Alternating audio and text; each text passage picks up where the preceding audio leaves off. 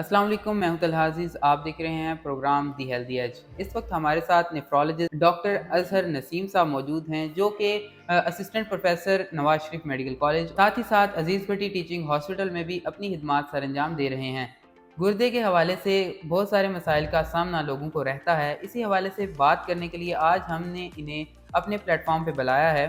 अस्सलाम वालेकुम डॉक्टर साहब। वालेकुम अस्सलाम। अच्छा डॉक्टर साहब, ये बताइएगा कि गुर्दे में जो मसाइल पेश आते हैं गुर्दे को, उनकी रीज़न्स क्या हैं और क्या-क्या चीज़ें हैं जो इन मसाइल का की वजह बनती है और कैसे इनसे बचा जा सकता है? देखें, सबसे पहले तो मैं आपको ये बताऊँ कि जो गुर्दे के अमराज़ हैं, इसमें रोज़-बरोज़ होशरबा इज़ाफ़ा हो रहा है। अच्छा। यानी कि इंसिडेंस जो है ग्लोबली बढ़ रहा है।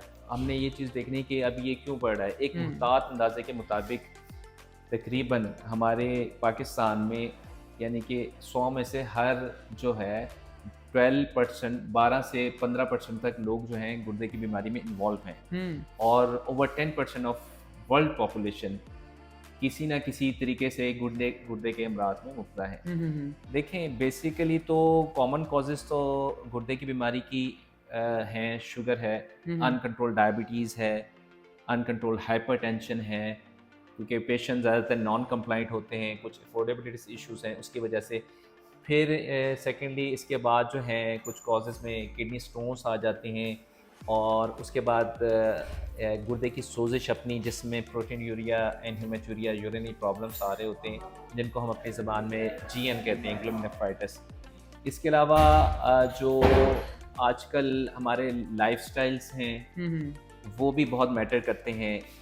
और जिस तरह आजकल कुछ लोग जो हैं एनर्जी ड्रिंक्स या हुँ, हुँ। सप्लीमेंट्स ले रहे होते हैं, उसकी वजह से भी गुर्दे में हमें उसके अमराज देखने में हुँ, हुँ। नज़र आ रहा है। ठीक है। और एक कॉमन वजह ओवर द काउंटर मेडिसिन है, कुछ ऐसी अद्वयात हैं हुँ, हुँ। या पेन किलर्स हैं या एंटीबायोटिक्स हैं, जो कि गुर्दे के लिए नुकसानदेह होते हैं। वो भी अपनी अकॉर्डिंग टू जस्टिफिकेशन वो अपनी प्रॉपर डोज में जब नहीं ली जाती तो गुर्दे पे नेगेटिव असर करती हैं, जिसकी वजह से गुर्दे की बीमारी जो है वो बढ़ रही है। हुँ, हुँ। अच्छा, ये बताइएगा कि शुगर की जो बीमारी है, ये किस तरह से गुर्दे को इफ़ेक्ट करती है और उसके ऊपर गलत असर जो है वो रखती है?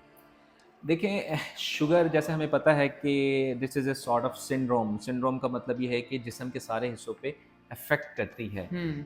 राइट फ्रॉम, अगर आप स्टार्ट कर रहे हैं हेड टू टो, ये अफेक्ट करती है।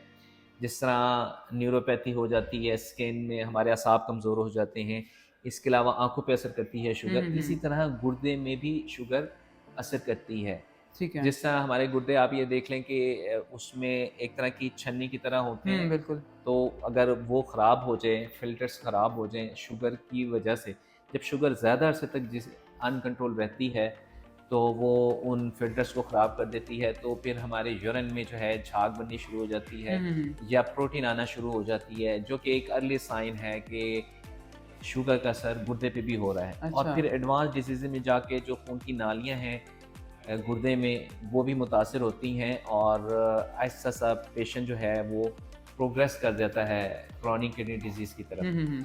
इसलिए शुगर जो है, विच इज़ वेरी इंपॉर्टेंट कि हमने इसको ऑप्टिमाइज़ रखना है, एक ख़ास रेंज में रखना है, हुँ, हुँ। क्योंकि ये ज़्यादा भी नुकसानदेह होती है, और अगर कम रहना शुरू हो जाए, ये भी हमें फिर एक अर्ली साइन देता है कि हम इनका किडनी के टेस्ट करवाएँ, हुँ, हुँ, क्योंकि हुँ। जब किडनी की बीमारी बढ़ रही होती है तो शुगर आहिस्ता-आहिस्ता कम होनी शुरू हो जाती है। हुँ, हुँ।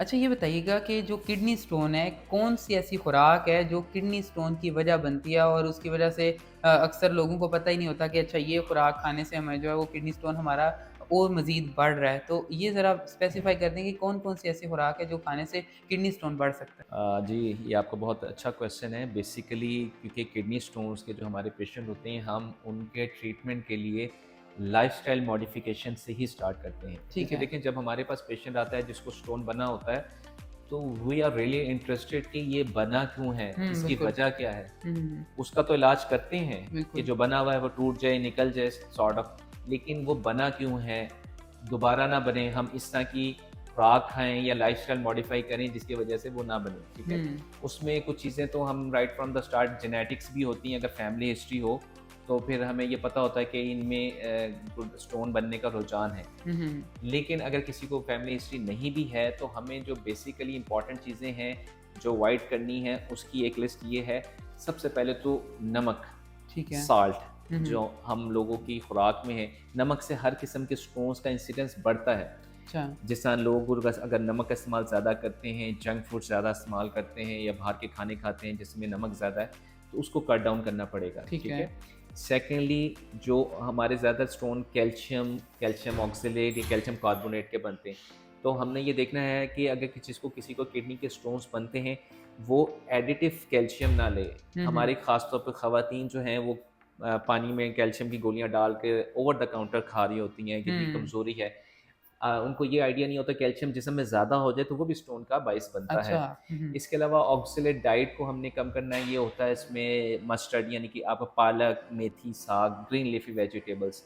अगर किसी को ऑक्सलेट स्टोन है कैल्शियम के साथ तो हम इन चीज़ों को कट डाउन करते हैं। ठीक है। और मज़ीद ये हम ये भी कहते हैं कि अपने चाय, चॉकलेट, कॉफ़ी हुँ, अगर हुँ। ये भी कुछ लेते हैं तो हम उसको कट डाउन करें।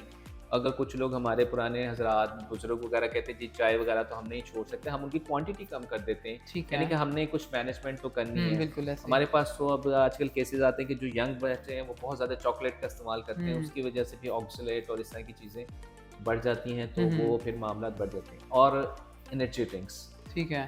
ख़ासतौर पे हमारी यूथ जो है उसमें एनर्जी ड्रिंक्स ये जो काले रंग की बोतलें होती हैं पेप्सी कोका कोला वैसे भी ये आजकल बैन है और हुँ। होनी चाहिए as a Muslims and secondly जो है ये जो एनर्जी ड्रिंक्स में रेड बुल हो गई या एनर्जी स्ट्रिंग टाइप इस तरह की चीज़ें इसका भी इंसिडेंस जो है ना लेने से गुर्दे की बीमारी और स्टोन्स बढ़ रहा है। ठीक है। तो बेसिकली हम इन चीज़ों पे हदायत पे अमल करते हैं then we have to start कि कॉज क्या है किडनी स्टोन्स की। ठीक है। आइदर कैल्शियम है या ऑक्सलेट है या और कुछ यूरिक एसिड है, तो फिर हम इसको मेडिसिन से और लाइफ़स्टाइल मॉडिफ़िकेशन से कोशिश करते हैं कि मज़ीद ना बने और जो बन गया है उसके लिए ट्रीटमेंट ऑप्शंस इस्तेमाल करें। यानी कि बेसिक सबसे पहले ये टारगेट होता है आपका कि पता ये चले कि इस बंदे की जो excessive amount of eating habits में सबसे एक्सेसिव अमाउंट किस चीज़ की है। उससे फिर आप अंदाज़ा लगाते हैं कि हाँ जी, ये वजह जो है वो इस वजह से इसकी किडनी स्टोन का इश्यू इसको क्रिएट हुआ है।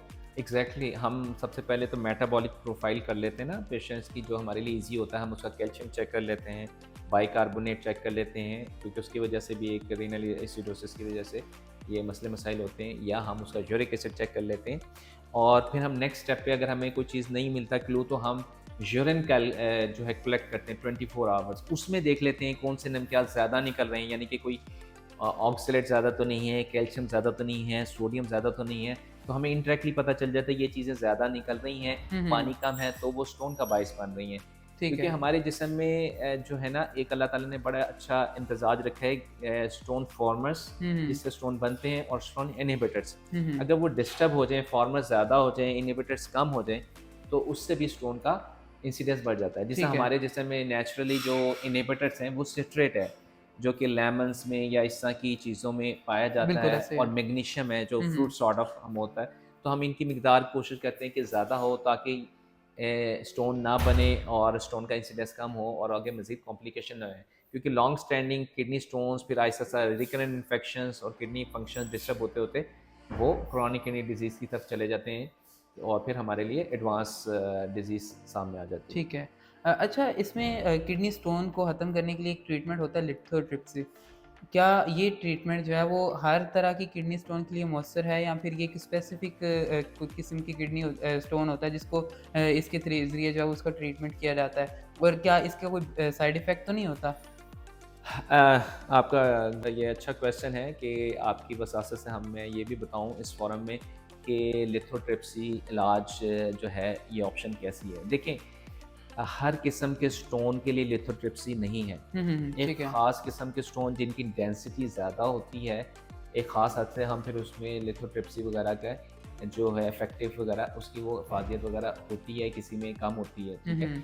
और इसके अलावा स्टोन की लोकेशन पे भी डिपेंड कर रहा होता है समटाइम्स ठीक है। जब क्योंकि पहले आपको पता है गुर्दे होते हैं फिर नाली जिसे यूरेटर कहते हैं वो नीचे आके फिर मसाना आ जाता है हुँ। तो ज़्यादातर लिथोट्रिप्सी हम तब करते हैं जब किडनी स्टोन ना निकल रहा हो ऊपर किडनीज में मौजूद हो सेकंड अपर पोल या मिड पोल में लेकिन जब स्टोन बड़ा होके अगर वो यूरेटर्स में आ जाता है मिड या लोएट उसमें फिर इतनी अच्छी लिथोट्रिप्सी ऑप्शन नहीं है अच्छा। ठीक है तो फिर हमें उसमें बाकी ऑप्शंस देखनी पड़ती हैं बहरहाल it is the decision of doctor urologist nephrologist कि वो पहले स्टोन को देखे उसकी डेंसिटी देखे फिर हम उनसे पेशेंट से जो है ट्रीटमेंट ऑप्शन डिस्कस करें, क्योंकि ठीक है। लिथोट्रिप्सी तो काफ़ी हमारे पास पहले से चल रही है, लेकिन अब हमारे पास न्यू ऑप्शंस भी आ गई हैं, जिसे पीसीएनएल भी कहते हैं और आरआईआरएस भी कहते हैं, जिसमें मिनिमल इन्वेसिव सर्जरी होती है और हम उसको कैमरे के ज़रिए तोड़ के निकाल लेते हैं। ठीक है। इसका कोई किसी किस्म का साइड इफ़ेक्ट तो नहीं होता अगर इस तरह का कोई ट्रीटमेंट है, या फिर ये बिल्कुल सेफ़ है? देखें, साइड इफ़ेक्ट्स और प्रॉस एंड कॉन्स तो हर प्रोसीजर में साथ होते हैं। समटाइम्स हमने देखा है कि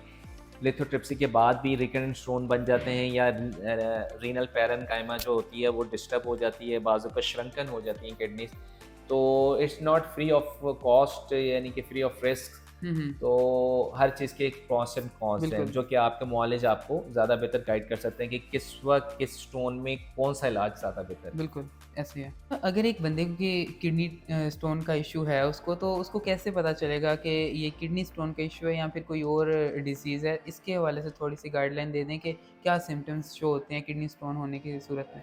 देखिए, सबसे पहले तो हिस्ट्री और क्लिनिकल एग्ज़ाम ही है। पेशेंट हमारे पास समटाइम्स जब पहली दफ़ा अगर उनको इंसिडेंस होता है और वो स्टोन आए, यूरेटर में आए, तो वो तो बड़ी ऑब्वियस प्रेज़ेंटेशन होती है। पेशेंट समटाइम्स हमारे पास हाथ यहाँ पर रख के आ रहे होते हैं, इतना सीवियर पेन होता है, अनबियरेबल, कि उनसे बोला नहीं जाता।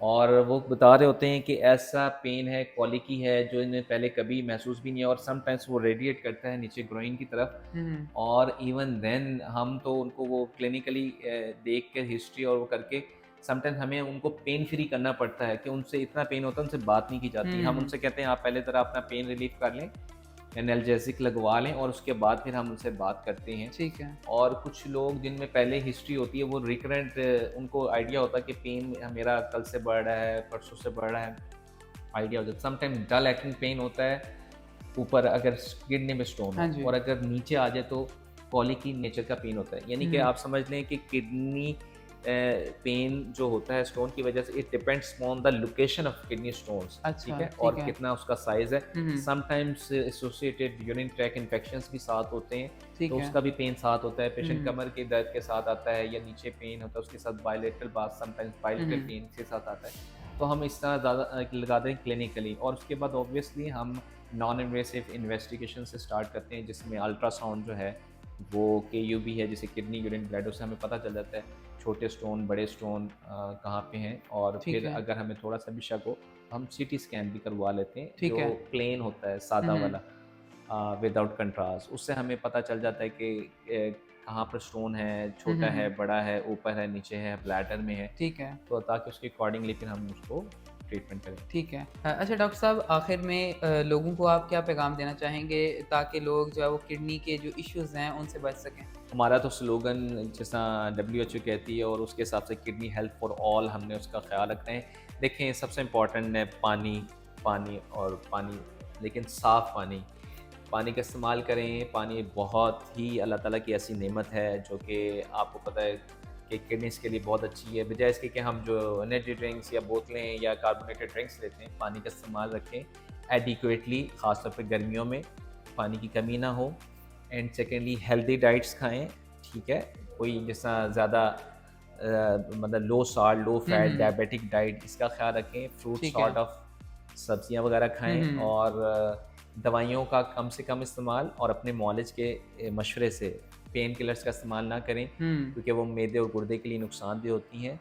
और इसके अलावा बस खुश रहें, खुशियाँ बाँटें, और क्योंकि हेल्दी जो माइंड है, वो जो है उससे बंदा ज़हनी तौर पे अगर स्ट्रॉन्ग है, विल पावर स्ट्रॉन्ग है, तो बीमारी वैसे ही आदी हो जाती है। हुँ। तो उसके लिए रेगुलर एक्सरसाइज भी करें, और बस दैट्स द मैसेज कि दूसरों का ख्याल रखें और अपना भी अपना ख्याल भी रखें। ख़्याल थैंक रखें। You very much. जी डॉक्टर साहब, आपका बहुत शुक्रिया। उम्मीद है आज का ये सेशन आपके लिए काफ़ी ज़्यादा इन्फॉर्मेटिव रहा होगा। आपको अपनी किडनीज़ का ख़्याल रखना चाहिए। ऐसी चीज़ें नहीं खानी चाहिए जिनसे किडनी स्टोन्स और दीगर किडनी की जो इश्यूज़ हैं वो बढ़ते हैं, और साथ ही साथ पानी का ज़्यादा इस्तेमाल करें। हमेशा एक्सरसाइज़ करें ताकि आप उस स्टेज तक ना पहुँच जाएँ जहाँ पर आपको कई सारी अद्वियात जो है वो खानी पड़ें। ये एहतियात हमेशा इलाज से बेहतर होती है। आपका इस हवाले से क्या कहना है कमेंट बॉक्स में हमें लाज़मी बताइएगा। इसी के साथ तलहाज़िज़ को दीजिए इजाज़त। देखते रहिए प्रोग्राम दी हेल्दी एज। अल्लाह निगहबान।